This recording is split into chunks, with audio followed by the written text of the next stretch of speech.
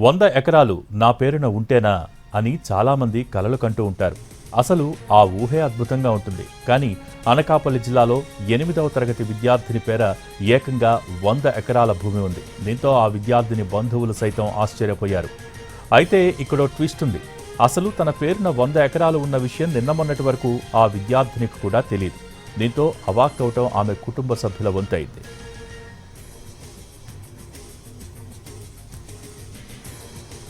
ఇక్కడ కనిపిస్తున్న విద్యార్థిని పేరు పొలిమేర వెంకట హర్షిణి.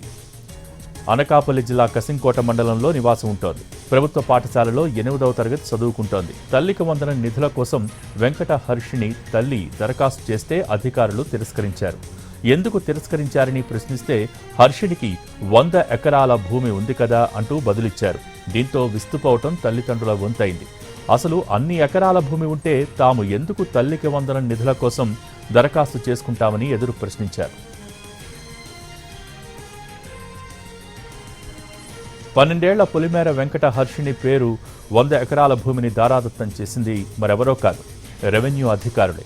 అనకాపల్లి జిల్లా కసింకోట మండల రెవెన్యూ అధికారుల నిర్వాకంతోనే ఇదంతా జరిగింది. రెవెన్యూ రికార్డుల్లో హర్షిణి శ్రీకి 100 ఎకరాలు ఉన్నట్టు నమోదు చేసింది కూడా అధికారులే. ఇదంతా తెలుసుకుని అసలేం జరిగిందో మాజీ ఎమ్మెల్యే పీలా గోవింద దృష్టికి తీసుకువెళ్లారు బాలిక తల్లిదండ్రులు. తమకు తల్లికి వందనం నిధులు ఇప్పించాలని వేడుకున్నారు.